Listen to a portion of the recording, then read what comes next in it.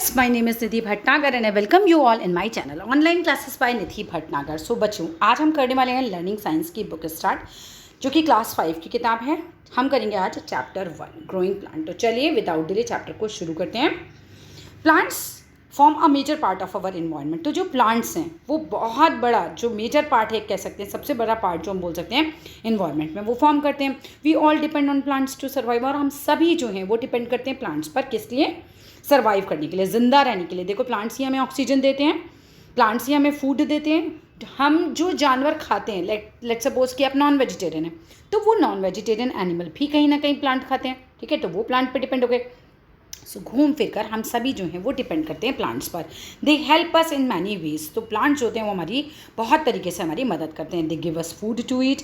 Plants हमें देते हैं खाना, ठीक है, खाने के लिए। मेडिसिन देते हैं क्योर करने के लिए। लेट सपोज आपको कोई बीमारी है तो आप दवाइयाँ खाते हैं, तो वो भी प्लांट से, बहुत सारे प्लांट से बनती हैं।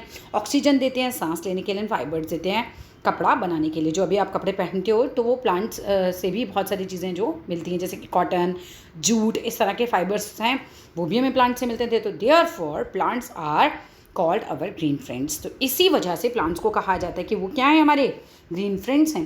We can not live without plants. तो हम जो है वो प्लांट्स के बिना नहीं रह सकते। So we must grow more and more plants. हमें उगाने चाहिए ज़्यादा से ज़्यादा plants and should take care of them. और ऐसा नहीं कि सिर्फ आपने बीज बो दिया बस हो गया आपका काम, हमें उसकी केयर भी करनी चाहिए, नहीं तो वो प्लांट सर्वाइव ही नहीं कर पाएगा। तो हमें ग्रो करने चाहिए मोर एंड मोर प्लांट्स, और उनकी करनी चाहिए बहुत सारी अच्छे से देखभाल। More plants would mean continuous supply of plant product to meet our needs. जितने ज़्यादा प्लांट होंगे, ठीक है, उतनी ही ज़्यादा हमारी नीड पूरी होती चली जाएगी। कॉन्टिन्यूस मतलब लगातार हमें सप्लाई मिलती जाएगी। लेट सपोज कि हम मान के चलें कि बहुत सारे लोग हैं, उनको वेजिटेबल्स की ज़रूरत है, जैसे फ्रूट्स की ज़रूरत है। तो जितने ज़्यादा प्लांट्स होंगे उतनी ज़्यादा वेजिटेबल्स उतरेंगे, उस पर से उतने ज़्यादा फ्रूट्स आएंगे, उतनी ज़्यादा हमें लकड़ी मिल सकती है। तो जितने भी प्लांट से मिलने वाली चीज़ें, उतनी अच्छी हमें ऑक्सीजन मिलेगी, उतनी ज़्यादा ऑक्सीजन मिलेगी, एटमॉस्फेयर उससे क्लीन हो जाएगा, और उतनी कार्बन डाइऑक्साइड वो सोख सकते हैं। तो बात समझ में आ गई कि ज़्यादा से ज़्यादा प्लांट होंगे तो हमारी जो भी नीड है वो आराम से फुलफिल हो जाएंगी। अब यहाँ पर दिखा रखा है आपको कॉटन का प्लांट, ग्रेन एंड पल्सेस की पिक दिखा रखी है, फ्रूट्स एंड वेजिटेबल की पिक दिखा रखी है, प्लांट्स अवर ग्रीन फ्रेंड्स में आपको शुगर एंड टी दिखा रखी है, मेडिसिन एंड ऑयल दिखा रखे हैं, एंड वुड, ठीक है। अब आ जाओ आगे। We depend on plants for many things. तो ये सारी चीज़ें दिखा रखी हैं जिनके लिए हम जो है प्लांट्स पर निर्भर हैं। वी नो, हम जानते हैं that most plant produce a large number of seeds. हम ये अच्छे से जानते हैं कि जो ज़्यादातर प्लांट्स होते हैं वो प्रोड्यूस करते हैं बहुत सारे सीड्स। जैसे एक आम के पेड़ का एग्जाम्पल लो, तो उस पर बहुत सारे आम आए, जितने आम आए उतने समझ लो उसने सीड दे दिए। तो एक प्लांट से हज़ारों सीड निकल आए, ठीक है। So we know that most plants produce करते हैं large number of seeds. These seeds germinate हो जाती हैं एंड देन ग्रो कर जाती हैं इनटू अ न्यू प्लांट। समझ लो, यही जो बीज होते हैं यही तो जर्मिनेट करके नया प्लांट बन जाते हैं। New plants can also grow from other plants. के पार्ट से भी उग सकते हैं, जैसे कि स्टेम से उग जाते हैं काफ़ी सारे प्लांट्स, कुछ रूट से उग जाते हैं, कुछ लीव्स से उग जाते हैं। मतलब ये ज़रूरी नहीं है कि हर प्लांट जो है वो सीड से ही उगे, ठीक है। कुछ प्लांट ऐसे भी होते हैं जो अलग अलग पार्ट से उग जाते हैं, जैसे कि कुछ स्टेम से उग जाते हैं, कुछ प्लांट्स ऐसे हैं जो रूट से उग जाते हैं, कुछ ऐसे हैं जो पत्तियों से, जैसे बोरोफ्लम है वो पत्ती से ही उग जाता है।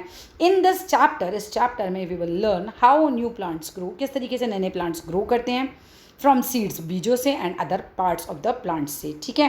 तो चलिए शुरू करते हैं। Growing new plants from seeds. तो नया प्लांट उगाना किससे? सीड यानी बीजों से।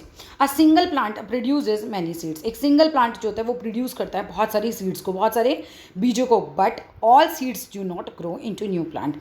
लेकिन आपको लग रहा है ऐसा कि जो भी सीड्स होती हैं जितनी भी आएंगी वो सारी की सारी नया प्लांट बन जाएगी, ऐसा तो नहीं हो पाता। नहीं तो कितने सारे प्लांट हो जाते हैं। ऐसा नहीं हो पाता। क्यों नहीं हो पाता? Because some seeds are eaten up by the birds, rats and other animals. कुछ जो सीड्स होती हैं वो बर्ड्स खा जाती हैं। हम जंगल का एग्जांपल लो, तो जंगल में क्या है, बहुत सारे प्लांट हैं, उन पे फल आए, फल नीचे गिर गया, सीड उठाया, किसने खा लिया? चिड़िया ने खा लिया, ठीक है, रैट ने खा लिया, अदर एनिमल्स खा जाते हैं पूरे पूरे प्लांट, ठीक है। तो वो कई बार उनको सीड डाइजेस्ट भी हो जाते हैं, ठीक है, तो उनकी बॉडी से बाहर भी नहीं आए पॉटी के जरिए। तो अब तो ये समझ में आ गया पहला पॉइंट कि कुछ जो सीड्स होती हैं वो खा ली जाती हैं बर्ड्स के द्वारा, रैट्स के द्वारा, अदर एनिमल्स के द्वारा। सेकेंड पॉइंट आता है some of them may get destroyed by wind and rain. अब कुछ जो सीड्स होती हैं वो डिस्ट्रॉय हो जाती हैं, नष्ट हो जाती हैं, खराब हो जाती हैं, किसके द्वारा?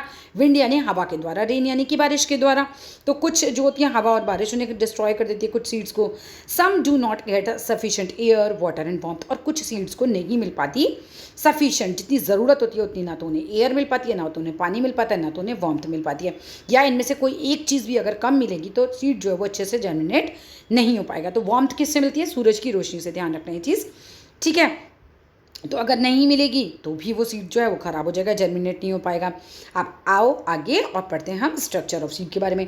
Seeds of different plants are of different shapes. जो सीड्स होती हैं, बीज होते हैं डिफरेंट डिफरेंट प्लांट्स के, वो होते हैं डिफरेंट डिफरेंट शेप्स के और डिफरेंट डिफरेंट साइजेस के। A seed consist of following parts. तो सीड के अलग अलग पार्ट्स होते हैं, जैसे seed coat. A thick outer covering of a seed is called a seed coat. जो सीड के बाहर, आप देखो कभी पानी में सोख करके रखना तो उसके ऊपर से एक छिलका सा हट जाएगा, वही होता है सीड कोट। जो थिक आउटर कवरिंग, जो बाहर की उसकी कवर होती है सीड की, वही होती है seed coat. It protects the seed की, क्या करता है ये? सीड की, बीज की रक्षा करता है, उसको प्रोटेक्ट करता है। On the side of the seed, seed की अगर हम साइड की तरफ देखें, देयर इज अ स्कार, एक छेद सा होता है, स्कार होता है। दिस इज द प्लेस, ये वो जगह होती है, where seed is attached to the fruit. ये वो जगह होती है जहाँ से सीड जो है अटैच होता है, किससे? फ्रूट से, जिसके अंदर वो सीड है, ठीक है।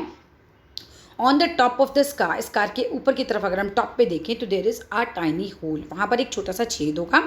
दिस होल अलाउ करता है water to enter inside the seed. इसी होल से, ठीक है, पानी जो है वो अंदर जाएगा सीड के अंदर। अब आ जाओ सीड लीव्स। सीड लीव्स, या हम बात कर सकते हैं कॉटिलेडन्स के बारे में। Inside the seed coat, seed coat के अंदर फ्लैशी स्टैम होते हैं। फ्लैशी मतलब कि जिसमें फ्लैशी कैसे समझाऊँ मैं आपको, जैसे कि मांस इंसान के अंदर होता है, फ्लैश होता है, ऐसे ही गूदा जो होता है, राइट, एक सही वर्ड रहेगा इसका, गूदा जो होता है वो हम बोल सकते हैं। तो फ्लैशी सीड जो होती है, लीव्स, फ्लैशी सीड लीव्स और कैटेलोडन्स आर फाउंड। तो inside the seed coat fleshy seed leaves या फिर कैटेलोडन्स जो होते हैं वो पाए जाते हैं। फूड फ्रॉम बेबी प्लांट, जिसे हम एम्ब्रियो बोलते हैं, is stored in the seed leaves. तो फूड जो होता है बेबी प्लांट, जिसको हम बेबी प्लांट को क्या बोलते हैं? एम्ब्रियो। ये स्टोर होता है कहाँ पर? इन सीड लीव्स। समझ रहे हो? सीड के अंदर जो लीव्स जिसकी बात अभी चल रही थी उसके अंदर फूड रहता है इनका। The baby plant lies between cotyledons. तो बेबी प्लांट जो होता है वो कहाँ रहता है? Between the cotyledons. It contain baby root. इसके अंदर क्या होता है? बेबी रूट होता है, जिसको हम रेडिकल बोलते हैं, एंड बेबी शूट होता है, जिससे कि हम क्या बोलते हैं? उसको हम बोलते हैं प्लमंडल, ठीक है, प्लमंडल, सॉरी प्लम्यूल, ठीक है, उसको हम बोलते हैं प्लम्यूल। अब आ जाओ नेक्स्ट। कॉटिलेडन्स जो होता है प्रोटेक्ट करता है बेबी प्लांट को, ठीक है। सीड लाइक ग्राम हो गया, पी हो गया यानी कि मटर, और बीन हो गया, हैव 2 कैटिलेडन्स। आपने देखा होगा उसको तोड़ो तो 2 पार्ट आ जाते हैं एकदम से, and are called dicot seed, ठीक है, तो उसको डाइकॉट सीड बोलते हैं। सीड लाइक राइस है, अब वो तो एक ही बीज रहता है उसके अंदर, राइस है, मेज़ है यानी कि मक्का, और या फिर वीट जिसे हम गेहूँ बोलते हैं। हैव ओनली 1 कैटेलेडन, इसको हम क्या बोलते हैं? इसको बोलते हैं मोनोकॉट सीड। काफ़ी इंपॉर्टेंट है, यहाँ से क्वेश्चन काफ़ी अच्छे से बन के आ सकते हैं। पूरा पैराग्राफ अच्छे से समझ लेना। नेक्स्ट आ जाओ, जर्मिनेशन ऑफ सीड। किस तरह से सीड जो है वो जर्मिनेट होता है, मतलब एक बीज है आपने बो दिया, कैसे धीरे धीरे धीरे करके बाहर पौधे के रूप में निकलेगा। तो समझ लेते हैं इस चीज़ को भी। When seeds get enough water, जब सीड को मिल जाता है इनफ पानी, जितना मतलब उसकी ज़रूरत है, बहुत ज़्यादा भी नहीं, इनफ, ठीक है। इनफ का मतलब यही है कि जितनी ज़रूरत है उतना उसको वाटर मिल जाए, उसको एयर मिल जाए, उसको सनलाइट मिल जाए, यानी कि वार्मथ। सनलाइट से ही वार्मथ मिलती है, मैंने अभी आपको बताया था। They grow into new plants, तो फिर उससे फिर वो ग्रो होने लगेगा, नए प्लांट में बनने लगेगा। The growth of a baby plant यानी कि embryo with in a seed, seed में से टू फॉर्म अ सीडलिंग, यानी कि वो बाहर छोटा सा एक यंग प्लांट निकला है, इसी को हम बोलते हैं कि प्लांट क्या हो गया? जर्मिनेट हो गया। तो इस प्रोसेस को क्या बोलेंगे? Germination. Air helps the germinating seed to breathe, तो जो हवा होती है वो हेल्प करती है जर्मिनेटिंग सीड को ब्रीथ करने में, सांस लेने में, ठीक है। वाटर क्या करता है? सॉफ्टेन कर देता है सीड कोट को, जिससे कि बाहर पौधा निकल सके, making it easy for the platelet to come out, है ना, ठीक है। तो प्लांटलेट जो है वो बाहर कैसे आएगी? जब वो थोड़ा सॉफ्ट होगा, हार्ड रहेगा तो बाहर ही नहीं निकल सकता। सनलाइट प्रोवाइड करता है the warmth for the activity of the cell during germination. तो जो एक्टिव होते हैं एक तरीके से, वहाँ पे जो एक्टिविटी हो रही है वो किसकी वजह से होती है? जो वार्मथ सन से मिल रही है, कहते हैं ना एनर्जी जो उसको मिल रही है। फूड बनेगा ही नहीं, वरना उसका फूड नहीं बनेगा तो बेबी प्लांट ही मर जाएगा। तो जर्मिनेशन के लिए वार्मथ की भी काफ़ी ज़रूरत होती है, ठीक है। तो चलो आगे बढ़ते हैं। In the beginning of germination, germination की शुरुआत में the seedling gets it food, जो सीडलिंग है उसको उसका फूड मिलता है फ्रॉम द कैटेलिडेंस, कैटेलिडेंस से pores in the soil allow करते हैं टू रीच द सीड। अब जो सॉइल के अंदर पोर्स होते हैं, सॉइल जो होती है पोरस होती है, ठीक है, पोरस मीन्स उसमें एयर जाने की जगह रहती है, तो अलाउ करती है एयर को टू रीच द सीड। तो इस वजह से क्योंकि मिट्टी जो होती है वो पोरस होती है, पोर्स होते हैं उसके अंदर, तो वो वहाँ से हवा जो है वो अंदर सीड तक चली जाती है। द रूट्स कम आउट, जो जड़ें हैं वो बाहर आ जाती हैं first and grow downwards.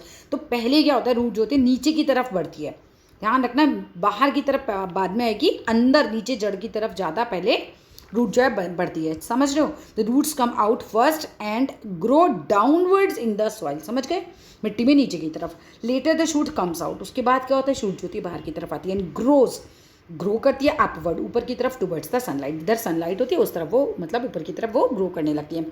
After using of the food, food को यूज़ करने के बाद स्टोर्ड इन द कैटेलिडेंस, वो फूड जो कि स्टोर होता है कैटेलिडेंस में, सीडलिंग गेट्स वाटर, सीडलिंग को पानी मिलता है, एंड नरिशमेंट्स मिलते हैं, मतलब न्यूट्रिएंट्स मिल जाते हैं उसको फ्रॉम द सॉइल। अब newly formed leaves prepare the food for the growing plant. अब न्यूली फॉर्म जो लीफ होती है उसके अंदर जो बनती है वो जो है वो खाना बनाने का काम करती है। ध्यान रखना, पौधों में खाना बनाने का जो काम है, यानी कि किचन ऑफ द प्लांट किसे कहा जाता है, लीव्स को कहा जाता है, पत्तियों को कहा जाता है। The seeds gets water, air and warmth, फिर उसके बाद क्या होगा, सीड्स को ब्रेक हो जाता है and the baby plant grow करता है। रूट्स एंड शूट्स डेवलप होने लगती हैं in the baby plant and form करती हैं सीडलिंग या फिर यंग प्लांट हम इसे बोल सकते हैं। इसके बाद प्लांट्स ग्रो हो जाते हैं एंड लीव्स डेवलप हो जाती हैं, कैटेलिडेंस जो है वो श्रिंक हो जाता है एंड फाइनली वो डिसअपियर हो जाता है, गायब हो जाता है, उसका काम खत्म हो जाता है एक तरीके से। अब डिस्पर्सल ऑफ सीड्स, यहाँ से भी अच्छे खासे क्वेश्चन आते हैं, तो ध्यान से समझना। The scattering of seeds away from the mother plant is called dispersal of seed. एक प्लांट जो कहीं भी उगा हुआ है उसके बीज का कहीं और चले जाना, स्कैटर हो जाना, फैल जाना, दूर चले जाना, उससे यही होता है डिस्पर्सल।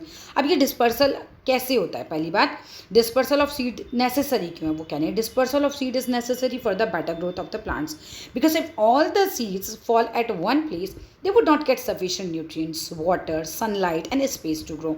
अब देखो डिस्पर्सल नेसेसरी है, ज़रूरी है, क्यों, अगर आप एक ही जगह आप बो के देखो, आप गमले में ना 100 बीज डाल दो एक साथ, हो सकता है वो सारे 100 के 100 बाहर भी निकल आए, लेकिन क्या होगा, वो तुरंत मर भी जाएंगे, 1-2 दिन सर्वाइव करेंगे फिर मर जाएंगे। क्यों, ऐसे मान के देखो कि अगर एक फैमिली में एक बच्चा है, माँ बाप उसकी बहुत अच्छे से केयर करेंगे, उसको अच्छे से खाने को मिलेगा, लेकिन वहीं अगर उनके 15-16 बच्चे हों तो क्या होगा, वो एक बच्चे को मिलने वाली जितनी भी चीज़ें थीं वो अब 15 और 16 बच्चों में बट गई, वो केयर भी बढ़ गई, वो प्यार भी बढ़ जाएगा, वो खाना पीना भी बढ़ जाएगा, स्कूल का फीस भी बढ़ जाएगा, तो फिर क्या सारे बच्चे उतनी अच्छे तरीके से सर्वाइव कर पाएंगे, नहीं ना। सेम एज भी तो प्लांट ही है कि प्लांट को अगर आप बांट दोगे, सारा सामान अलग अलग प्लांट्स को बट जाएगा, तो उस बेचारे हर एक प्लांट को कुछ कुछ कुछ कुछ थोड़ा थोड़ा थोड़ा मिलेगा, और इतना थोड़ा मिलेगा कि वो सर्वाइव नहीं कर पाएंगे।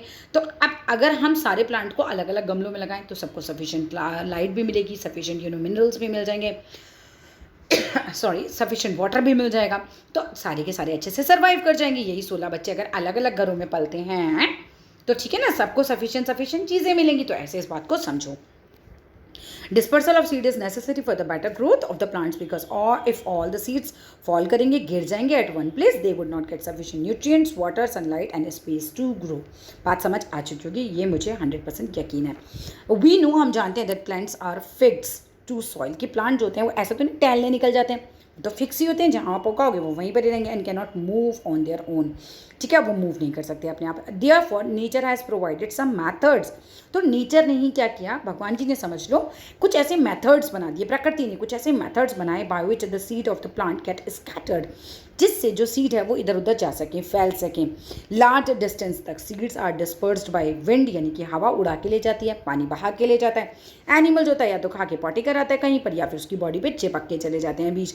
तो समझ रहे हो, ये जो होते हैं, ये वाटर, विंड, एनिमल, ये सारे के सारे एजेंट हैं, एजेंट का काम करते हैं। मतलब एक तरीके से भगवान जी ने बोला कि भाई ये काम प्लांट खुद नहीं कर सकता, तुम लोग करो ये काम, ठीक है, इनको काम बट गए। तो अब हवा जो है वो उड़ाएगी, और विंड को, मतलब विंड जो है वो कहीं पे भी ले जाएगी सीड को, वाटर जो है उसमें भी बह के चले जाएंगे। एनिमल ने कई बार उसकी बॉडी में अटैच होकर चला जाता है, कई बार जो है वो एनिमल खाता है, फिर खाने के बाद कहीं पॉटी कर देता है, तो वो बीज जो है कई बार नहीं डाइजेस्ट होते तो डायरेक्ट निकल जाते हैं, उस जगह पर प्लांट उग जाते हैं। तो ठीक है, मेरे ख्याल से समझ आ चुका होगा। Some seeds also get dispersed by explosion of the fruit. एक फ्रूट है, एक्सप्लोजन कैसे होता है फ्रूट का, वो ऊपर से गिरा, फट गया, ठीक है, प्रेशर से गिरा तो वो फ्रूट फट गया। लाइक तरबूज है, अगर वो गिरा और वो फट गया तो उसके बीज जो है वो फैल जाएंगे, ठीक है। या फिर आम है, गिरा बहुत तेज़ी से, कई बार होता है ना आम खुल जाता है एकदम से, उसका बीज इधर उधर हो जाता है, इस तरीके से भी सकते हैं। आप आ जाओ डिस्पर्सल बाय विंड्स। वैसे मैंने समझा दिया, फिर भी एक बार अच्छे से समझ लेते हैं और कौन कौन से एग्जांपल्स हैं, ये सब इंपॉर्टेंट है, ध्यान से समझते रहो। Some plants are very small and light seeds. कुछ प्लांट्स होते हैं जिनके छोटे छोटे बीज होते हैं, बहुत ही लाइट होते हैं, मतलब हल्के होते हैं। These seeds also have a wings. In seeds में विंग्स होते हैं, फिर हेयर भी होते हैं।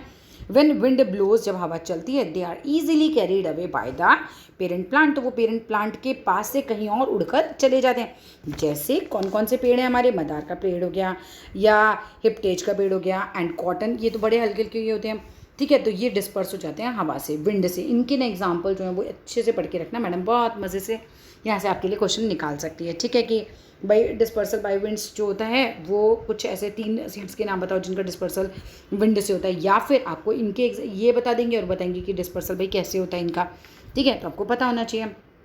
पिक दे रखी है, पिक भी ध्यान से देख लेना। ये मदार सीड की है, ये हिप्टेज की है, और ये जो होते हैं कॉटन सीड्स हैं। अब देखो with hair all around it, इसमें पूरे बाल बाल बाल बाल जैसे होते हैं। तो ये सब ना आपको पता बहुत अच्छे से होना चाहिए, क्योंकि क्वेश्चंस जो होते हैं, अब आजकल तो वैसे भी एमसीक्यू ज़्यादा आ रहे हैं, तो मैम काफ़ी घुमा देती हैं चीज़ें। आप आ जाओ नेक्स्ट, डिस्पर्सल बाय विंड क्या, वो वाटर कैसे होता है, पानी के द्वारा डिस्पर्स कैसे होते हैं। द लोटस फ्रूट जो होता है हैज़ अ स्पॉन्जी पार्ट। उसका स्पॉन्जी सा पार्ट होता है, बिल्कुल स्पंज जैसे होता है ना वैसे। एंड द कोकोनट जो होता है हैज़ थिक फाइबेरियस रूट्स। तो उसकी जो काफ़ी ज़्यादा थिक फाइबेरियस रूट्स कैसे, कोट कैसे होता है, रूट्स कह रही हूँ मैं, कोट कैसा होता है। देखो मैं अब तो मैं नारियल बना के दिखाती हूँ, ये देख रही हूँ ये कितना गंदा सा नारियल है, रुको मैं दोबारा बनाती हूँ। कुछ इस तरीके से, फिर ऐसे आपने देखा ऐसे ऐसे बाहर बाहर इस तरह से, ऐसे क्या बोलते हैं उसको, बाल बाल से होते हैं ना ब्राउन कलर के, ऐसे नारियल के ऐसे। अब तो फाइबेरियस कोट होता है उसके आसपास, ठीक है।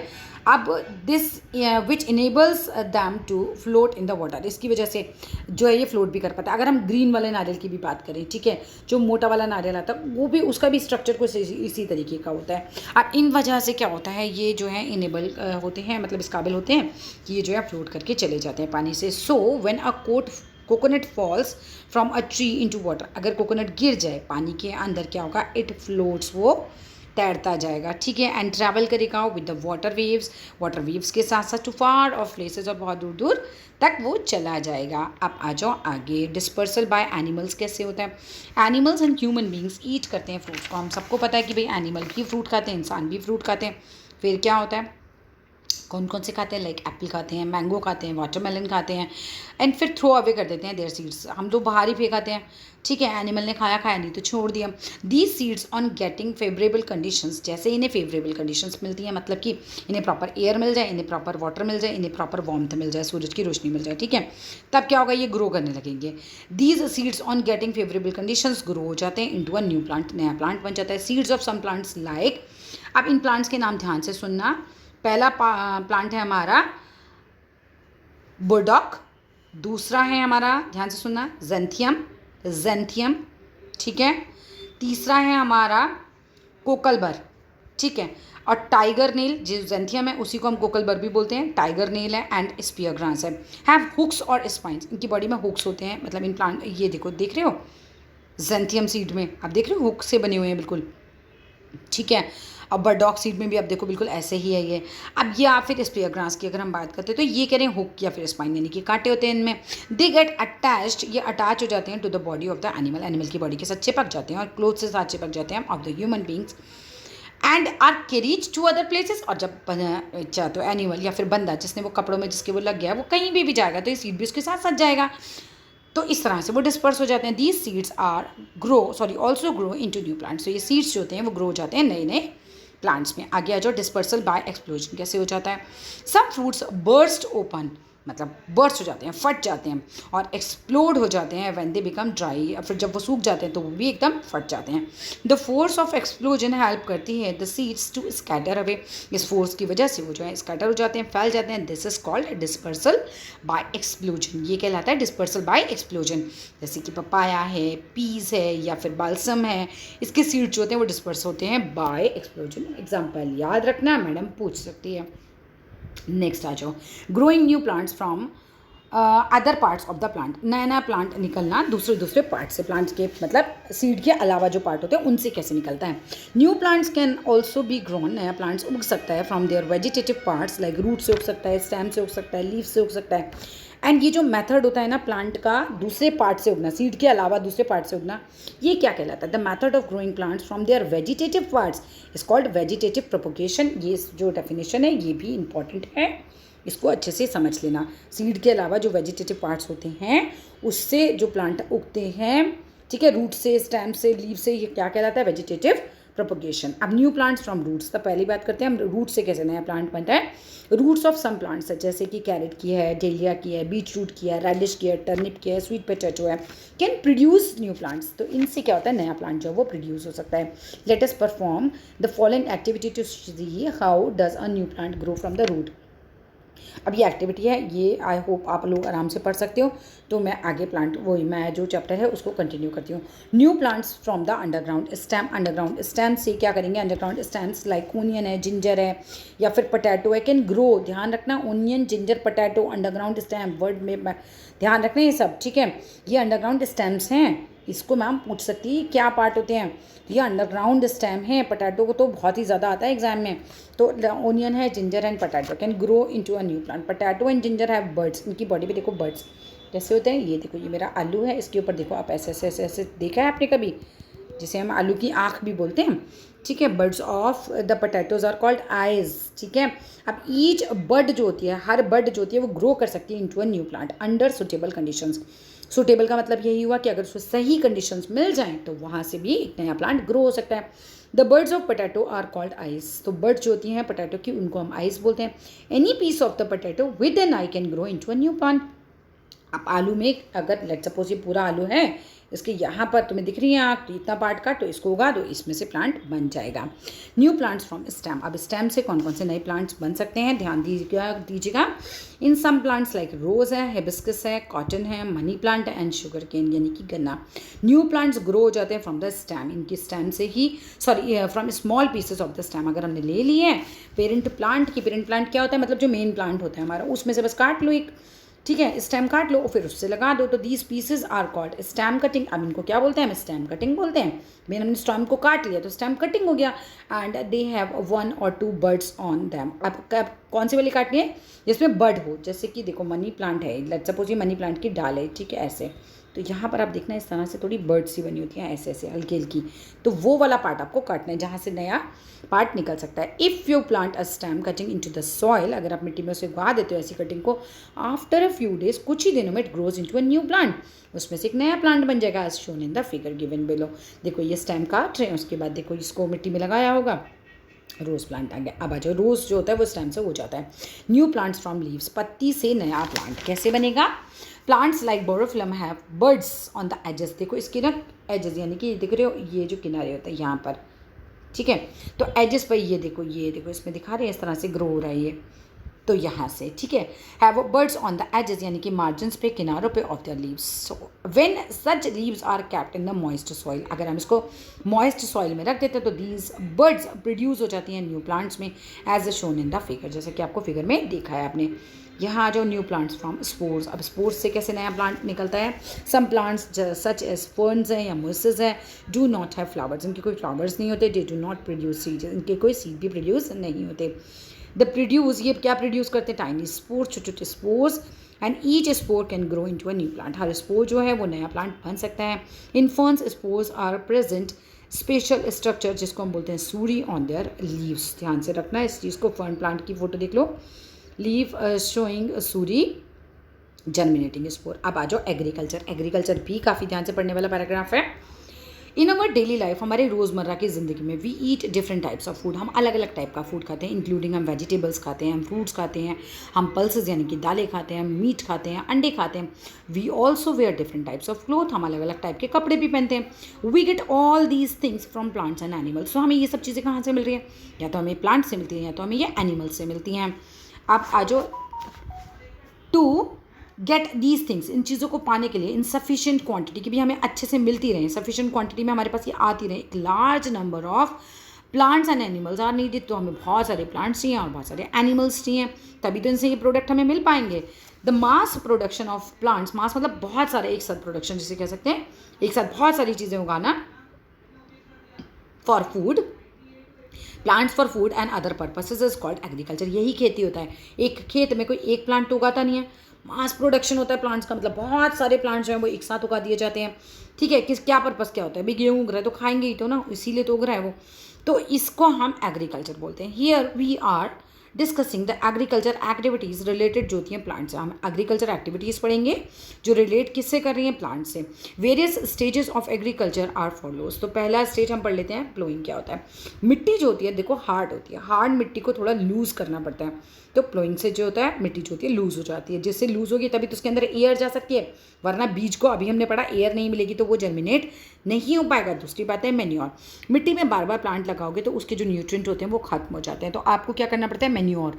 मैन्योर जो होता है जैसे गोबर खाद वगैरह से बनता है, नेचुरल चीज़ों से बनता है, पत्तियों से बनता है, तो वो जो होता है वो हमें ऐड कर देंगे तो न्यूट्रिएंट्स उसके अंदर बढ़ जाएंगे सॉइल में। सोइंग सीड, फिर तीसरा काम क्या करोगे? पहले लूज़ करोगे मिट्टी को, फिर उसके अंदर मैन्योर डालोगे, मिट्टी तैयार होगी। अब उसके अंदर हमने करना है सोइंग सीड, मतलब कि बीज बोने हैं। हेल्दी सीड्स को हमेशा सो करना तो हेल्दी प्लांट निकलेगा। फिर इरीगेशन, इरीगेशन का मतलब होता है सिंचाई करना, पानी डालना। ठीक है, पानी तो चाहिए, हमने पता पढ़ लिया ना। अब पहली वाली चीज़ से हमारा जो प्लोइंग है उससे क्या होगा? एयर चली जाएगी अंदर। दूसरा इरिगेशन करेंगे तो वाटर मिल जाएगा, सनलाइट तो है ही बाहर। ठीक है, तो इरिगेशन करना है हमें, सिंचाई करनी है, सप्लाई करना है हमें सफिशिएंट वाटर प्लांट को ग्रोथ के लिए। फिर स्प्रे करना है पेस्टिसाइड्स। दुश्मन भी तो बहुत है ना इन प्लांट्स के, बेचारों के कीड़े लग जाते हैं इनमें। अब कीड़े लग जाएंगे तो हमें क्या करना है? हमें उनकी रक्षा करनी है। कैसे करेंगे? आप स्प्रे करेंगे अगर हम पेस्टिसाइड्स को तो क्या होगा? कीड़े मर जाएंगे, प्लांट को कुछ नहीं होता।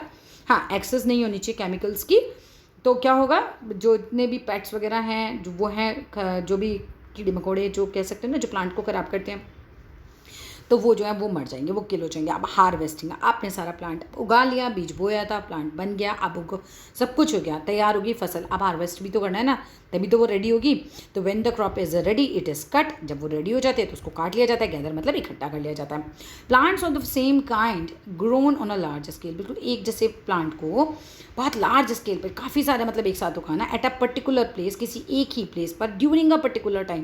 क्योंकि होता है ना, गर्मी की फसल है या सर्दी की फसल है, मानसून की फसल है, वो ही हमारा क्रॉप कहलाता है। समझ के पर्टिकुलर टाइम से भी मतलब, for example crop of wheat जो होती है, क्रॉप वीट यानी गेहूं की फसल, means all the plants grown in the field are of wheat. तो क्रॉप ऑफ गेहूं का मतलब हो गया, मतलब गेहूं की फसल का मतलब क्या हुआ कि पूरा जो हमारा फील्ड है, जो पूरा खेत है, उसमें किसान क्या उगा रहा है? मतलब गेहूं उसने उगाया होगा। The soil of a particular place and season affect करता है the growth and the development of the crop को। भाई सॉइल, मिट्टी से तो बहुत ज़्यादा प्रभाव पड़ता है, कैसे ग्रोथ हो रहा है, उसका डेवलपमेंट कैसे हो रहा है। सीजन का भी बहुत प्रभाव पड़ता है। लेट अस सी हाउ, किस तरीके से। चलो सॉइल का देखते हैं। Soil is an important factor for the growth of the plant. Soil जो होता है, मिट्टी जो बहुत इंपॉर्टेंट फैक्टर है भाई। प्लांट अच्छी मिट्टी होगी तो प्लांट पौधा भी अच्छा बनेगा। A crop grows well in one kind of soil but poorly in another. भाई देखो, हो सकता है मेरी जो वीट का पौधा है उसको एक पर्टिकुलर टाइप की मिट्टी चाहिए, अगर मैं उसे उस पर्टिकुलर टाइप की मिट्टी में नहीं उगाऊंगी तो हो सकता है दूसरी वाली मिट्टी में वो अच्छे से ग्रो ही ना हो सकता है वो बिल्कुल ही ग्रो ना हो। ठीक है, तो अब जो पौधे होते हैं, जो किसान वगैरह को ही पता होता है, वरना सबके घर में गेहूँ ना उग जाए। ठीक है, तो किसान वगैरह को ये नॉलेज अच्छे से होती है, माली को भी पता होता है कि भाई कौन सा कैसे उगाना है पौधा। अब राइस एंड जूट ग्रो करते हैं कैसे? लोमी और क्लेई सॉइल में बहुत अच्छे, which can hold plenty of water, क्योंकि राइस को और जूट को पानी बहुत सारा चाहिए होता है, तो ये पकड़ के रखते हैं, होल्ड कर। आपने पानी डाला एकदम सूखेगा नहीं इस मिट्टी में, होल्ड करके रखेंगे पानी को। वीट नीड एल्यूवियल सॉइल, जो गेहूँ होता है उसको एल्यूवियल सॉइल चाहिए होती है, जो रिच होती है ह्यूमस में। नेक्स्ट बात आ जाओ, कॉटन प्लांट्स अच्छे से ग्रो होता है ब्लैक सॉइल में। ये क्वेश्चन बहुत ज़्यादा पूछा जाता है। ठीक है, कि कॉटन कैसी सॉइल में होता है? That is black soil. ज्वार और बाजरा ग्रो होते हैं सैंडी, रेतीली जो होती है, जो रेगिस्तान में पाई जाती है, राजस्थान में, सॉरी।